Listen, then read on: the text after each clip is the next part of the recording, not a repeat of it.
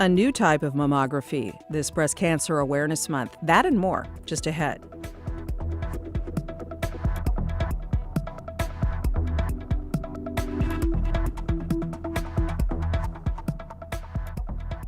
After the day's news.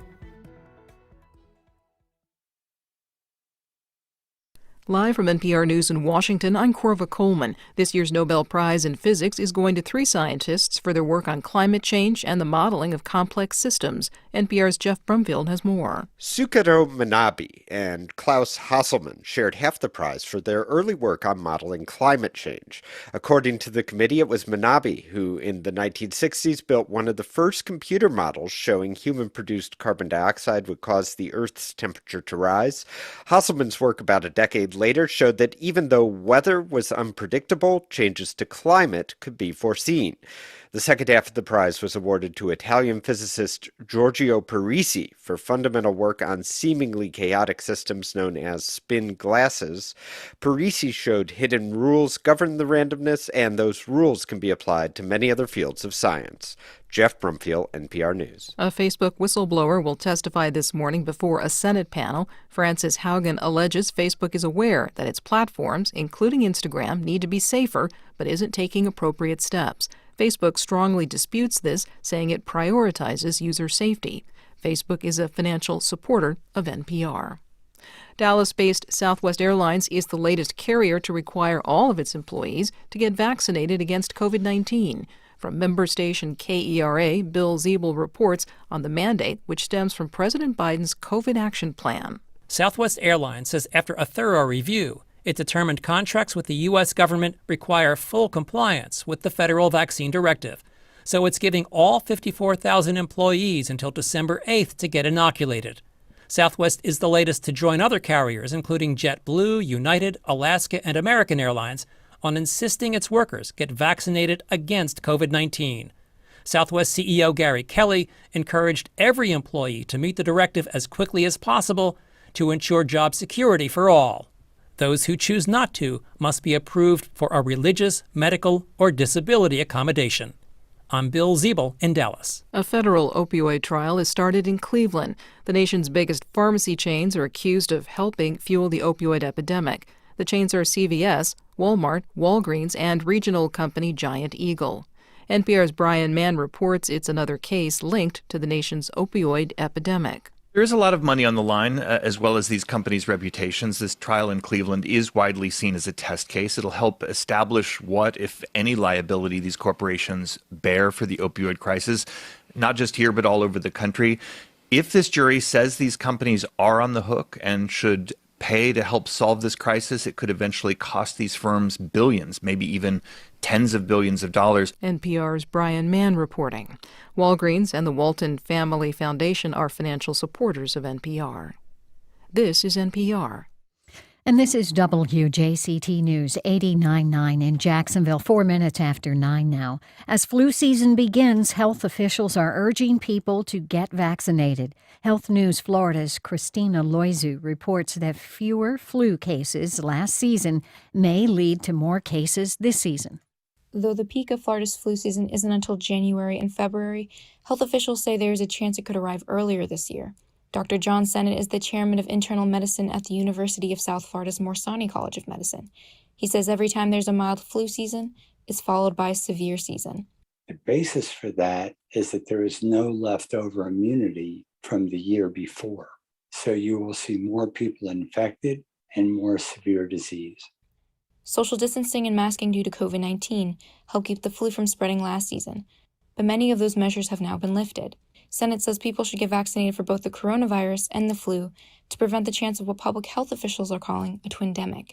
For Health News Florida, I'm Christina Loizu in Tampa. 24 adults and 9 children were displaced after a fire ripped through an apartment building in the Jacksonville Heights area. That was on the west side yesterday. The fire happened at Jacksonville Heights Apartments off 103rd Street, just west of I-295. 12 apartment units were affected, 11 of them occupied. Cloudy and 77 degrees now in Jacksonville. Increasing chance of isolated storms for this afternoon with highs reaching near 86. Chance of showers tonight, mid-70s, and a 60% chance of rain tomorrow.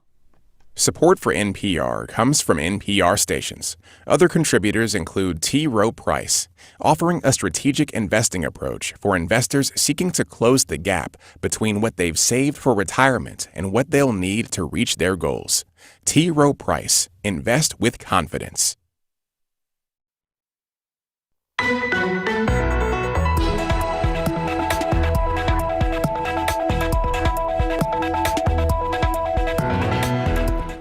Activists calling to take them down are getting closer to victory.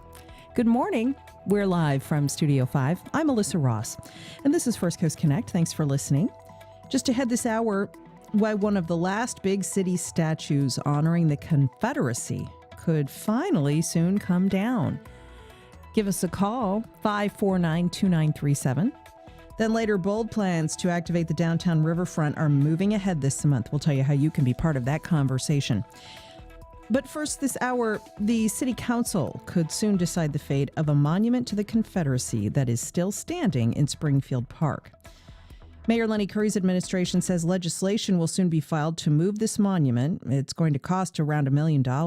Now, the announcement comes after months, actually years, of calls to remove the statue. Several activist groups have been part of this pressure campaign.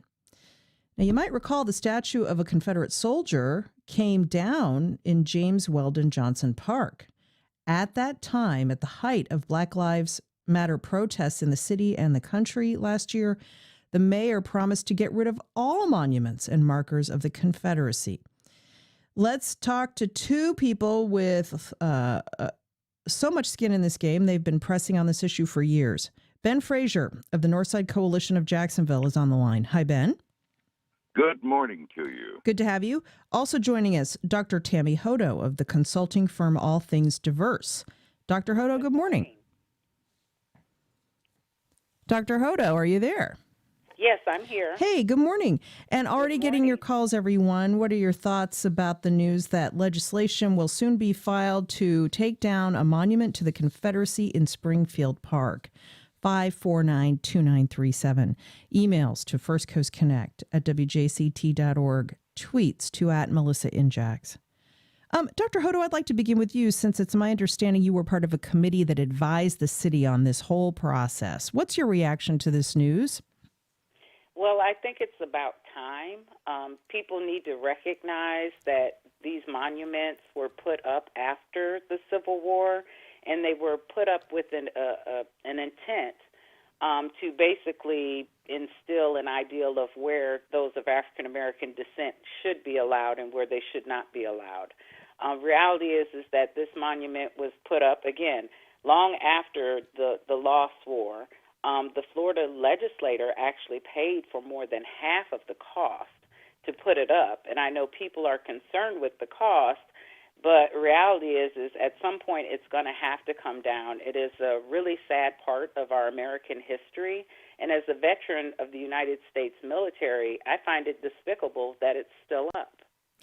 Ben Frazier, Northside Coalition of Jacks. Now, the mayor has indicated through one of his staffers that legislation will go to the city council on this because it will cost about $1.2 million to dismantle this monument to the women of the Southland. The monument is covered up with plastic, but it's still standing. It's a very large monument in Springfield Park. And so rather than just ordering it removed, the mayor has put this to the council since there's now a budget decision to be made here. What are your thoughts about that? Council approval now being required for this? Well, it's going to take a supermajority, 13 out of 19 votes. Big question on the table right now is, will Mayor Curry go beyond mere lip service and political posturing and instead use every ounce of his power and leadership to get the council to pass this legislation? The question I ask candidly is, Mr. Mayor, are you going to stand up and truly lead this city into the bright sunlight of a new day? Or will we simply remember that campaign slogan, "One City, One Jacksonville," as an empty campaign promise? Is he going to stand up and get the council to pass this measure He can do it. He has the power. We all know it. So you expect him then to lobby the council. Dr. Hodo, what about this group of advisors that met with the mayor's office on this? Historians, art experts, members of the community.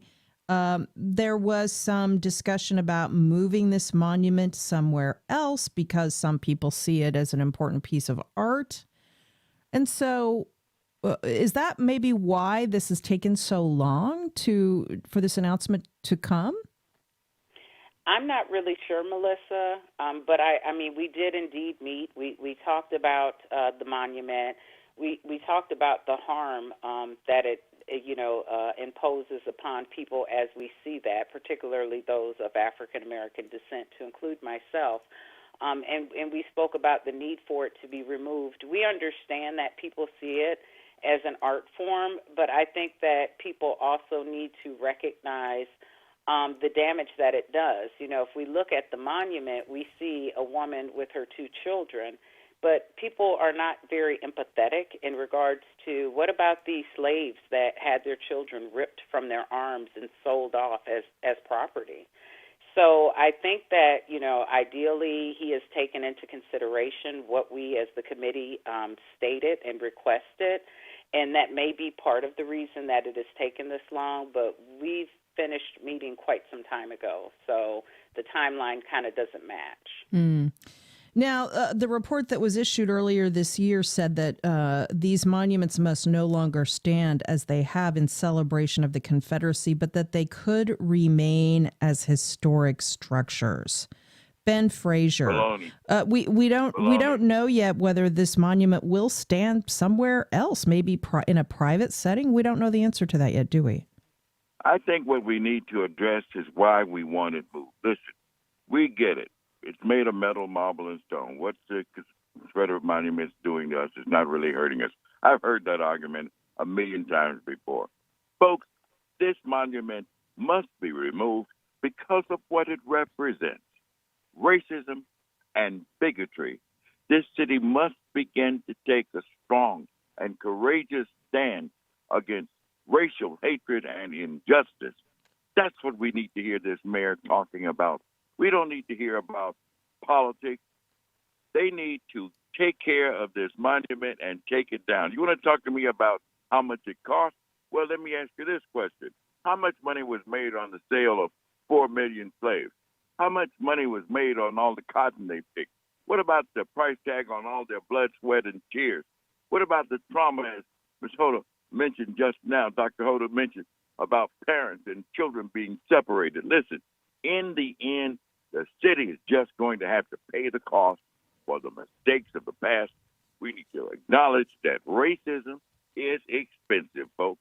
But in the words of Frank Sinatra, that's life. Let's go to some calls now as we talk with Ben Frazier of the Northside Coalition of Jacksonville, Dr. Tammy Hodo of All Things Diverse, as the mayor's office now says they're going to file legislation and put this before the 19 members of the Jacksonville City Council to vote to approve taking down a monument to the Confederacy in Springfield Park. It's quite large. It will cost over $1 million to dismantle it. By the way, it's not the only remaining marker of the Confederacy in the city left standing, although it's certainly the largest. 549-2937. Cliff on the west side. Hi, Cliff. Good morning. Cliff, go ahead and turn your radio down and let us know your thoughts. All right, Cliff, give us a call back. Philip on the west side. Hi, Philip. Good morning. Good morning. Other than the issue with the statue, I would like to know if street names are going to be addressed in the future, such as Jefferson Davis and Stonewall Jackson.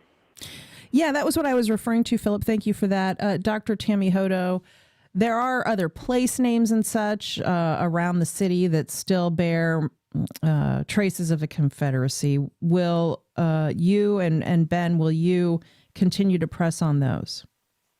Well, I definitely think that they do need to be removed. And people need to understand we're not at all trying to erase history. We acknowledge and we recognize the history of the past. And it was an ugly history for many people. But to uphold people who lost a war, again, as a veteran, I just struggle with that. To honor, a lost cause and a lost war is amazing. So I do indeed think that those roads do need to be changed in regards to the street signs. And that's something that I think that citizens of Jacksonville should decide in regards to what the new names will be, but something that is not attached to the very racialized history of America. Ben. Bottom line here, Melissa, is that this Confederate monument, when you talk about art, it is an ugly example of how art has been used and manipulated to support racial hatred. Art should be used to uplift people, not to dismiss and disparage them. Now, this monument is speaking a language, a silent language. And what it's doing over there in Springfield right now is telling lies. It's telling us lies that slavery was good for black folks and that the Civil War had nothing to do with race or slavery. This monument must be removed. Lynn on the South Side. Go ahead, Lynn. Hi, good morning. I'm really glad to hear you guys talking about this topic this morning. And I just, when I heard, somebody said it might be like over $1 million to remove the statue, my first thought was, I am pretty sure that if they put out a call and said anyone who wants to come and help dismantle this ugly, reminder of our past, you'd have a group of people that would take it down for free, probably within a day or two, and they can cart it away in trucks, to the dump. And, if somebody really wanted to keep this, because they, for whatever reason, find it artistic, they can pay, if some private party wants to pay to preserve it, they can pay for it. But I don't think tax dollars should be, involved in that. And I agree with both of your guests today, and thank you for letting me weigh in. Oh, thank you, Lynn. Here's a tweet from Jimmy. He says, I was under the impression SPAR, that's Springfield Preservation and Revitalization, was in favor of relocating the monument, but heard yesterday from a board member they don't have consensus. In my opinion, Springfield is better off without racist symbols and place names. Tammy Hodo, what about all of these points?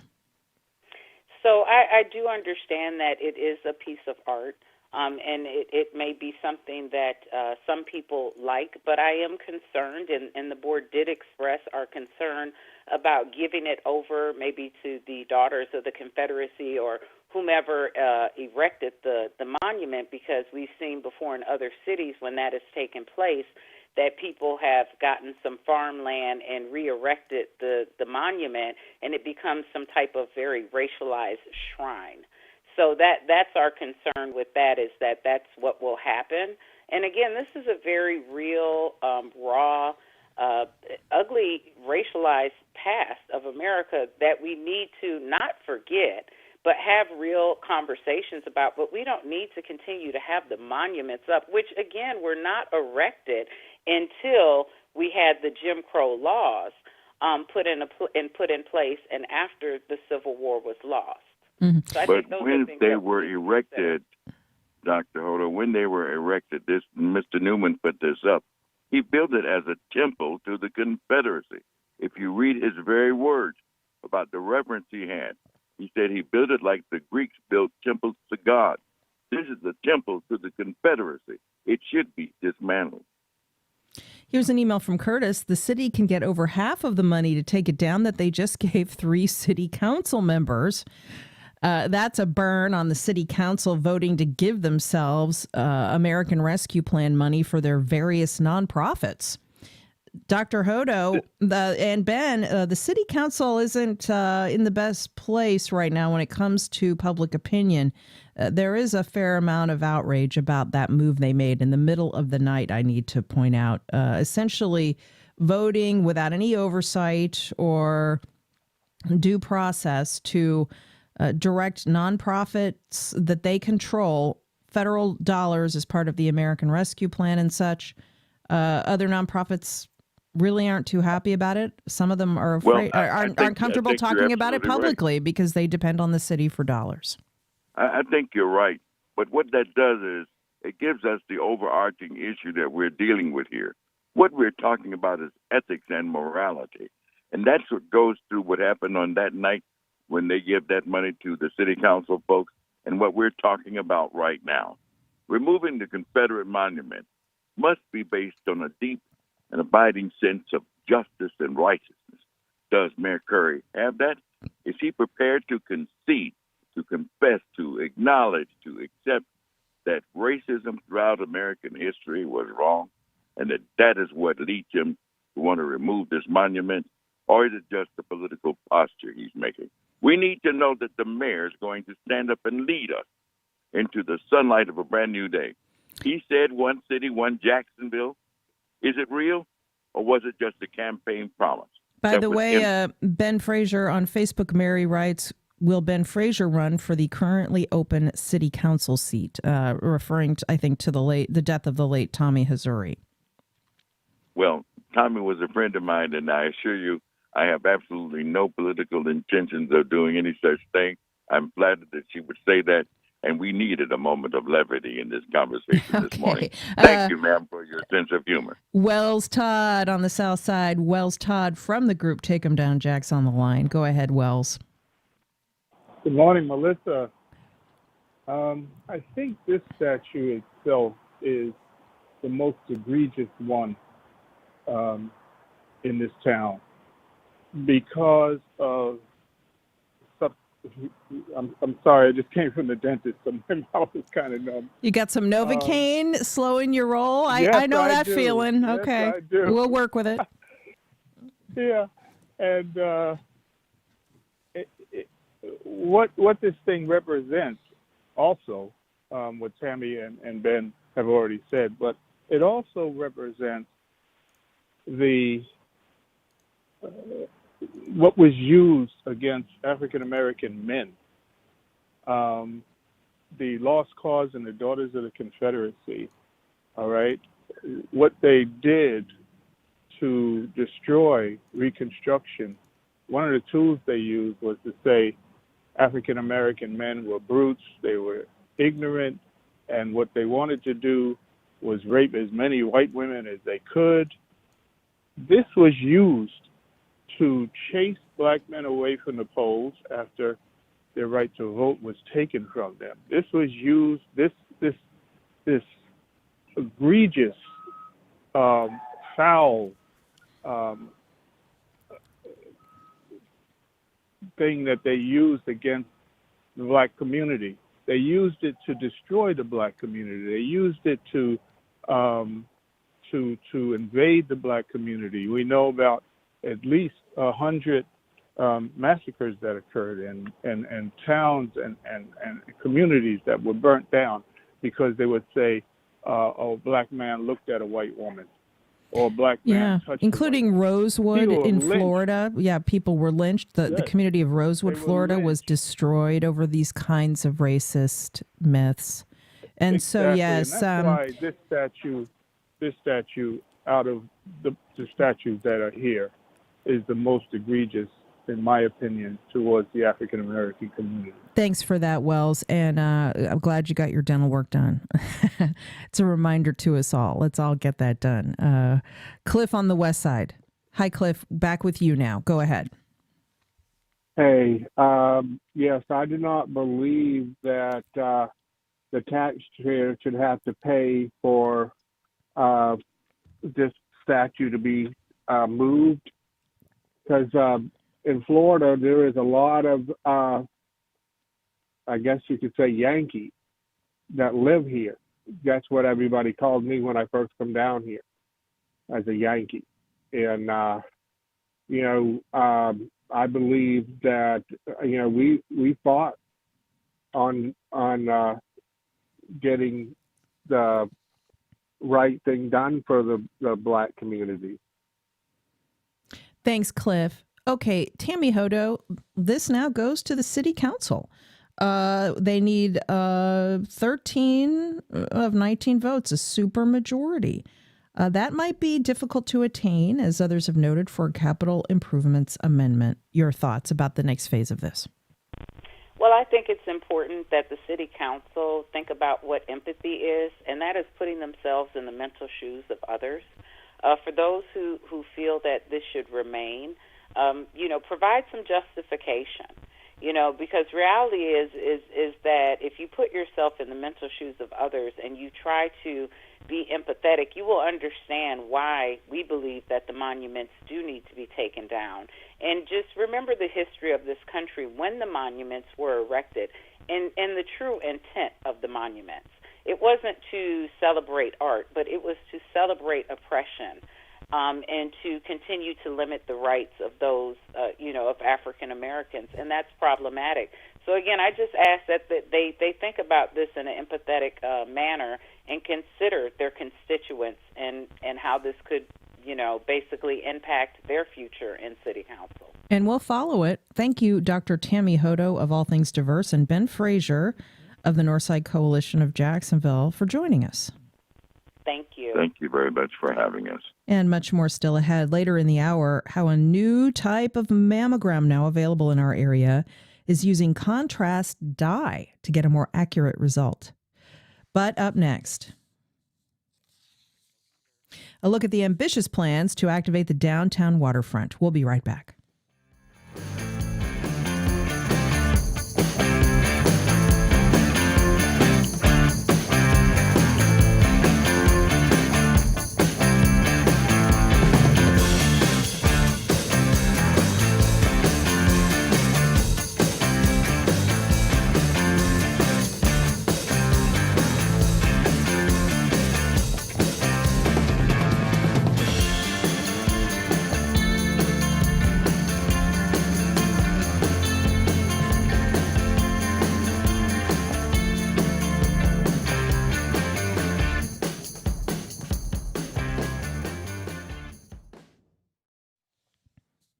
Well, the Jessie Ball DuPont Fund is convening a series of conversations about how best to activate the downtown waterfront for the benefit of residents and visitors. And they've got a public presentation of their waterfront activation plan coming up later this month. We got a preview from Mari Qureshi, president of the Jessie Ball DuPont Fund, David Vandelier of the cultural forecasting firm DVDL, and Claire Wise of WXY Architects. Mari, David, and Claire, it's great to have all of you on the show. Mari and David, let's begin with you. What were the main goals of the Riverfront Activation Study and the plan that you've actually been working on since the beginning of this year? Mari. So our goal at the Jessie Ball DuPont Fund was to work together with the city and other stakeholders in the process to reach as broad a segment of the public as we possibly could, to help us as a community discover what we wanted to do at the riverfront. We see the downtown riverfront as one of the most logical places where we can maximize public access to the river. It is an amazing asset for our community, and we wanted to make sure that whatever we figured out to do with that waterfront would meet the needs of as diverse a public as possible. We were extremely happy to be asked to participate in this process because we at the fund are focused on placemaking and equity. And David, the idea is to bring people and energy to the waterfront to activate the space. Your firm has brought a lot of thought leadership to this process. Can you talk a little bit about that? Yeah, thank you, Melissa, and thank you for having the three of us for what looks like the last time we're chatting about this project, which has been so exciting with you. It's interesting because, of course, like people love being in public spaces, right? They're what makes our cities interesting, but sometimes you have to help them along a little bit. The spaces, I mean. You want to be sure that people understand and know what they can and cannot do in spaces, and entice them to come out and really use these spaces as individuals, as communities, and not just like once a year, but on an ongoing basis. So working with Mari and the fund and a group of like really interesting consultants, WXY, James Lima's team, it has been fascinating to see is like, what could we do in Jacksonville to make sure that this riverfront in the coming 10, 20 years becomes a much more vibrant place than it is already? And how could it become a place that's everybody in Jacksonville feels they can go to, which is not quite the case at the moment. It certainly isn't. And the goal, too, is to have a diverse set of experiences, but also groups visiting the riverfront. How much did that factor into your planning? Oh, like hugely. Of course, there's different ways to tackle a process, but in this case, a lot of the effort was focused together with, especially Groundwork Jacksonville, who have been amazing partners, on working through a very robust community engagement and stakeholder process. We ran a public survey with 3,100 responses from across the city. We ran community meetings and events with over 800 participants. We ran stakeholder groups, and our stakeholder groups includes 51 organizations from Greater Jacksonville. And then there were public meetings also with several hundred attendees at a time. So all to say is like the numbers are perhaps not even so important, but making sure that there is a solid process to think through, like what is the value of public spaces? What is the value of like city space generally for all of us? For that, a process is just really important. And when you heard from the public, what are the main things they want to see and do on the river? What's the most feedback you got? Yeah, I can take that one also. It's interesting because, of course, there's a ton of content out there, and we'll be putting this up on the Chesapeake Bowl DuPont website in the next days. But to give you a few interesting highlights, first of all, 19% of Jacksons go to the riverfront to enjoy green space and the outdoors. 19% is very, very low considering like how much river you have, so how much potential it has. And then perhaps also a good stat to throw in for the conversation, 59% of Jacksons never go to the downtown riverfront. Well, that's quite shocking, right? And then you start wondering, why is that? Why do people not go? Of course, there's options out there with the beaches, but it's not accessible necessarily for everybody. And what other reasons are there why people are not going out? Then in terms of like what people are asking for, that is actually quite amazing. Across the board, so coming out of that survey, people in Jacksonville are asking for better cultural, recreational, and also spaces for passive recreation on the riverfront. They want to prioritize parks, but they're not opposed to development, so that's important to note. And many people in Jacksonville, and that's where I should probably keep it at for this answer, many people are looking for gathering spaces, better gathering spaces to meet with their communities, but also to meet people that are maybe outside of their communities and have a shared space on the riverfront. Right. And people want programming on the water, but what about the design of the space? Claire Weiss, let's share some of your expertise about what is going to be part of this presentation, how to design the waterfront space. Melissa, thank you. And I'm going to, because David really kind of honed in on some of the surprises in the survey, it's also, I think, really worth noting that that kind of wave of combination of cultural recreation and the word kind of excellent or beautiful or better when it came to parks and green space was a real kind of emphatic yes in many of the sessions. Luckily we got to attend a lot of sessions in person despite the hard, how hard that was over the past year. But there is an ambition here for the recreation, the culture, and the green spaces, and as David mentioned, even more retail, commercial opportunities, development adjacent, or even right within the waterfront spaces to get a kind of dynamic and active waterfront that really feels downtown, and it also feels very Jacksonville to people. And sort of that is, I think, what's really worth pointing out is that people are looking for an exciting waterfront that's beautiful. Yeah.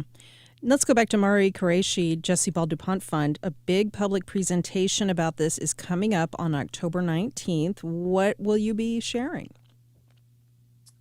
We will be sharing our findings around programming, around design, and around how might we finance all of these things that people would like to see on the river. Okay, and as we've heard from David and Claire, a lot will be going into that. But Mari, can you clarify for people too what the DuPont Fund is going to be sharing is separate from the design competition that the city of Jax recently sponsored for the waterfront space. And a design firm out of Chicago won the contest with the metallic sculpture that some people have reacted very negatively to, some people have liked. But what you're doing is not that. This is a separate initiative. Can you explain that? That is correct. Yes, it is a separate initiative. And what you're referring to is the old landing site. I think it's now called Riverfront Plaza, and that was bid out. What we were asked to do in partnership with the city was to figure out what the conceptual design of the whole waterfront, downtown waterfront, from Memorial Park to Metropolitan Park on the North Bank, and on the South Bank, covering the Riverwalk controlled by adjacent to Baptist and the district. And in that conceptual design, we were trying to figure out what people wanted to do and how might all of those things fit on the riverfront, because there are certain particularities of the riverfront. Let's say you want to kayak. Well, not all parts of the riverfront in downtown are appropriate for kayaking because of the currents. Some parts are. So kayak launches can go in certain parts of this Riverwalk. Children's playgrounds can go in certain other parts. So it's really like a giant jigsaw puzzle or Tetris, whatever you would like to think of as the analogy. All the things we want to do and how do we fit them on the river. And so that is a conceptual plan, not a actual engineering plan or even a design plan. Now, as I mentioned, people can be part of this presentation on October 19th. It is a hybrid event. Just go to dupontfund.org/waterfront. So you want the public to continue to engage with this, Mari. And then once you present, how can you be sure the recommendations will actually be adopted? Certainly, this city has seen a lot of plans and renderings come and go. So what's the strategy there? So, we are but a stakeholder in the process. There are many stakeholders. And what we have tried to do is really, so it's not the Jesse Ball DuPont Fund's vision for the waterfront. It's really the sum of all the different viewpoints we have received, along with some tools and kits that we hope will make it, the 10 principles that we came up with for the design of the shipyard space are principles that we hope that the city, and I mean here literally citizens of the city, can use to assess, future investments on the waterfront in downtown and say, yes, it meets the fun and functional or the flexibility principle that we have arrived at through listening to everybody. So again, these are tools, plans that we have brought together after listening to everybody. And we hope that it creates a path for consensus around the right mix and level of public and private uses of the river. And we have tried our best to make it as reflect perhaps unexpected voices in the dialogue. So that's what we've done so far. It remains to be seen what we might be able to do to maintain some of this feedback loop process that we have put in place so that we can help the city and the community stick to some of the desires and plans that we've surfaced. Everybody go to dupontfund.org/waterfront and be part of this. The presentation is coming up on the 19th. Register, you can attend. And thank you, Mari Qureshi, Jesse Ball DuPont Fund, David Vandelier with the firm DVDL, and Claire Weitz of WXY Architects. We look forward to it.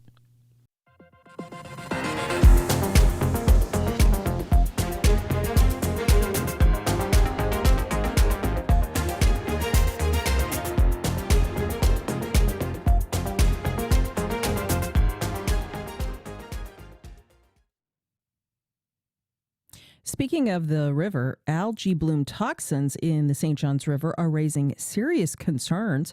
Recent test results indicate the presence of harmful toxins. The St. Johns Riverkeeper is out with new data this morning.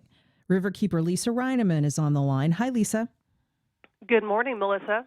Good to talk to you. So tell us about these test results. Sure. We've been responding to reports of blue-green algae or cyanobacteria in the St. Johns the last week.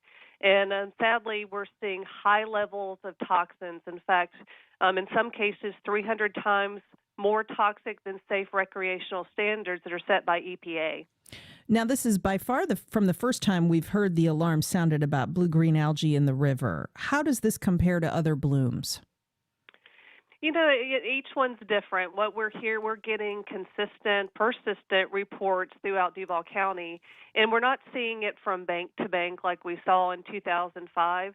However, we are concerned because of the high levels of toxins near the shoreline, and that's where most people as well as pets can come into contact with this toxic material. Sure. Now, your report also finds that the Riverkeeper's test results differ dramatically from water samples recently taken by the State Department of Environmental Protection. Is the state underestimating the health risks from these algae blooms? Yeah, that is our concern. While we're very pleased that the Florida Department of Environmental Protection is responding to these blooms, they're sending out teams to test. Their protocols require them to test below the surface, about a foot below the surface. And we worry that that's not, showing the true risk, because most of us that come into contact is on the surface. And so if you take a true surface grab, we're seeing the toxins much higher. But of course, with cyanobacteria, it can be more toxic one day than the other. And so that is a concern. So a great rule of thumb is to treat all blue-green algae you see as highly toxic as our samples are showing they can be. Yeah. These toxins can cause rashes, stomach cramps, nausea, respiratory distress. High exposure can damage your liver, your nervous system. Wash it off if it gets on your skin. Don't let your pets drink or swim in bodies of water where the algal blooms are present. Now, this algae, this kind of bacteria is naturally present in the river, Lisa, but what we're talking about are excessive nutrients. And as you talk about at the Riverkeeper all the time, they come from fertilizers, manure, industrial wastewater, and failing septic tanks. The city is working to get rid of old septic tanks all over the city, but there are so many other ways that we need to do a better job at not polluting this waterway. Can you talk about the education piece of this and why the St. Johns Riverkeeper works on this all of the time, what the public needs to know? Sure, most definitely. This is nutrient pollution is the root cause of this blue-green algae outbreak we're seeing. And that's something we can all play our part to be more river friendly, to reduce our own nutrient pollution footprint with using little to no fertilizer, planting native plants, picking up after our pets. All of these things, making sure if you have a septic tank, it's functioning well. But in addition, we have to advocate for policies that require stopping pollution at its source. It's much better to prevent this pollution than try to get it out later, and much cheaper as well. And so that's why we work with trying to get better regulations, which we've successfully done in the past to some degree, but obviously with this outbreak more needs to be done, including stopping the land disposal of sewage sludge, which is a major problem upstream from Jacksonville, but obviously has a negative impact right here in our waterways throughout the Northeast. How can that be accomplished? What are the challenges to stopping that kind of disposal? One is letting our legislators know that it's an unsustainable practice. We've been advocating with our elected officials at the state level to provide the same protections as South Florida. And right now in Putnam County, there's a significant permit that we're working with as an example that it just doesn't pay to move our pollution around. We're playing whack-a-mole with pollution instead of truly protecting our river and our waterways by stopping it at its source. But it takes political will at the state level as well as investment to make sure that we have new technologies to truly manage Florida's growing volume of human waste. But this is whack-a-mole in a sense, as I think you said. There are so many threats to this waterway. That's just one of many. You've been moving on a number of fronts to keep the river at least somewhat clean. You know, a minute ago we were talking about the efforts to activate the downtown riverfront, which are ongoing. How do you see that whole initiative aligning with what you're doing? Because if we're going to be spending more time downtown on the river with more programmed spaces, it would make sense, wouldn't it, to have the river not be so polluted? Most definitely. And when we activate our downtown riverfront, it provides us a fantastic opportunity to invest in green infrastructure. And so as we have more park space along the St. John's throughout its 310-mile journey, you can actually use nature to help filter out and protect our river from pollution, from flooding. And actually, in normal conditions, it provides a wonderful open space like we're all longing to see in downtown Jacksonville. With all of this said, what is the takeaway you want to leave our listeners with? Now, you mentioned all of the little things everyone can do to do their part, like picking up after your pet. Don't let pet waste be swept into the sewers. Bagging your yard waste, that's a big one. Isn't another one using lawn products that are more environmentally friendly? Doesn't that make a difference too? Most definitely. I mean, one of the best things to do is to use plants like native plants that don't need fertilizer as well as they don't need irrigation. So it's good for water conservation as well as pollution reduction. But if you do fertilize, use it sparingly, use nitrogen only. A slow release nitrogen is more safe. And definitely don't fertilize before heavy rains, which will wash it right down the drain and into our waterways. And so we can all do our part to reduce our nutrient footprint, but also, water conservation helps protect our river. And big projects like the restoration of the Ocklawaha River, which we're working on right now, will help fortify the river's own ability to filter out excess pollution. That's a conversation for another day, and I hope you come back soon to update us on what's happening with that. I would love to, Melissa, but I would like to stress that it's very important right now to stay safe and make sure everyone's staying clear. If you see green, kind of fluorescent green scum on the waterways, stay clear of it, and also report it to the Florida Department of Environmental Protection or contact us at stjohnsriverkeeper.org for more ways to protect yourself and reduce pollution in the St. Johns River. Right. Let's all do our part to reduce the green monster, as it's called. Exactly. Lisa Reineman, she's the St. Johns River Keeper. Thank you so much. Thank you, Melissa. Take care. You too. And in a moment, I am absolutely giddy about this technology, to be honest, because it has so many potential implications for really helping a lot of women in the area. Using contrast dye to get a better mammogram. We'll tell you where you can get that done locally right after this.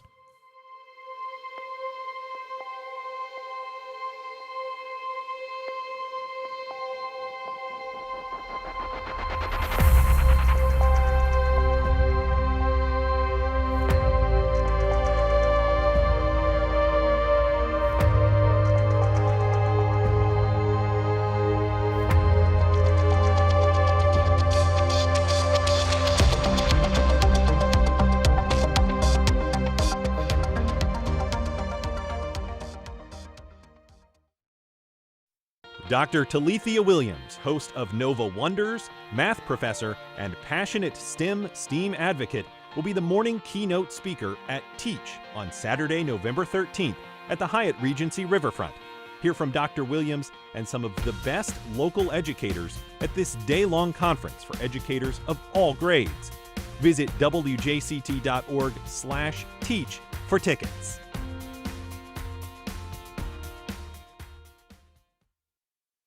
Next time on The World, the long journey out of Haiti. People left their island nation years ago, worked their way through South and Central America. Now they're stuck in Mexico. Porque imagínate, yo gasté todo lo que tenía, regresa a Haití ahora, ¿cómo va a vivir? This Haitian woman says she spent everything to get this far. Why going back to Haiti is no longer an option. Our story from southern Mexico on The World. This afternoon at 3, here on WJCT News 89.9. I'm Jane Clayson. Here's a question. Does your job define you? Writer Arthur Brooks makes a case for why it shouldn't. If you are a human that's defined by work, if you objectify yourself with respect to your job, you're frankly going to miss most of the important things that can make you happy. That's next time on Here and Now. Today at 2 on WJCT News 89.9.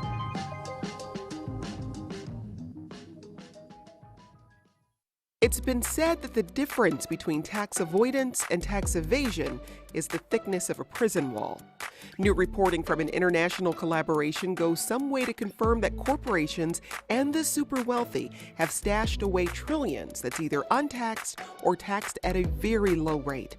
The latest revelations from the Pandora Papers, next time on 1A. Today, starting at 10 on WJCT News 89.9. It's a cutting-edge breakthrough in breast cancer treatment, CEM, or contrast-enhanced mammography, using a special dye. I learned more from Dr. Galen Scuderi at Ackerman Cancer Center. Dr. Scuderi, it's good to talk to you. Thanks for joining us. Thank you, Melissa. I appreciate you having me. So as we look ahead to Breast Cancer Awareness Month, this is exciting new technology here in our area. Tell us about CEM, contrast-enhanced mammography. Well, contrast-enhanced mammography is, you said it, super exciting. I am absolutely giddy about this technology, to be honest, because it has so many potential implications for really helping a lot of women in the area detect breast cancer early, of course, and more importantly, cure breast cancer, nip it in the bud, and really save a lot of lives. So this is like a regular mammogram, but it gives much more detailed results, it looks like, based on the images I'm looking at, because you use a contrast dye medium. Is that injected into the patient's bloodstream before the mammogram so that you can better see abnormalities in the breast tissue? Yes, exactly. So the contrast-enhanced mammogram is really very familiar in a way to patients because it feels just like a regular mammogram, with the exception that just before the mammogram, they have an intravenous catheter placed, an IV catheter, and they receive a less than 1 minute injection of iodine-based contrast. It's the same type of contrast that's used for CT scans. And that contrast gets taken up by the breast tissues. And similar to the same kind of process as a breast MRI, which is also a contrast-enhanced exam, the tissues in the breast that may be nefarious or malignant, they typically have abnormal blood flow and abnormal blood vessels that are leaky. And that contrast agent will leak out at a rate that's different into the interstitium and into those masses that are malignant. It'll leak out at a rate that's different than how the contrast is taken up by the more normal breast tissue surrounding it. And what you're left with is this image that shows only the things in the breast, only the masses or abnormalities that were enhancing above and beyond the rest of the normal breast tissues. It adds this ability to clarify the dense breast tissues and subtract them away. How did you only see what's abnormal? That you only see. How did Ackerman become? Are you the first purveyor of this diagnostic tech in Jacksonville? How did you come onto this? Well, this technology has been around for it's not super new. It's been around for about 10 years, FDA approved since 2011. But as the data and as the research has emerged in the medical community, become more and more clear that this is a big player in breast cancer early detection, especially for women with dense breast tissue, and especially for women who have elevated risk, is how I'll put it. Any women that have higher than average or high risk. And as that data has been emerging, it's something that to me spoke to me as someone who sees a lot of women who could benefit from a deeper level look into their breast tissues, understanding, of course, that dense breasts really decrease the sensitivity of traditional 2D or 3D mammography, and decrease the specificity of those exams as well. So I see a lot of women who can benefit from either a breast MRI or now a contrast-enhanced mammogram. And I have been kind of enchanted with the concept of this technology for a few years now, and really been advocating that we bring it on as a part of our service line, so that we can offer something new to the Northeast Florida community, something that gives patients options. So women who qualify should have a physician referral then to have this procedure done. Yes, this does require a physician order and a physician evaluation. It is a diagnostic test. It's not a screening exam like a traditional screening mammogram.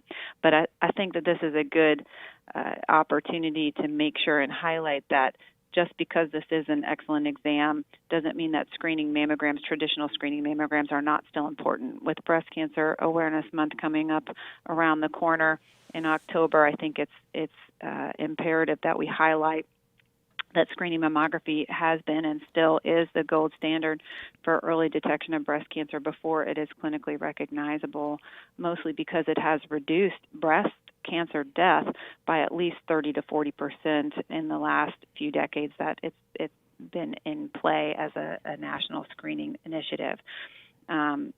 Every woman should have a screening mammogram every year, and for those women who present for a diagnostic CEM as a part of their annual exam, they receive a regular mammogram as a part of that test. It's a kind of a test that's sort of like a 2-in-1 test that includes a regular mammogram as well as the contrast-enhanced mammogram. So check it out, folks. CEM, contrast-enhanced mammogram at Ackerman Cancer Center. Dr. Galen Scuderi with us. Thanks so much. Thank you, Melissa. And thanks for listening. I'm Melissa Ross. We'll be back at 9 a.m. tomorrow. Have a great day. Be safe, everyone.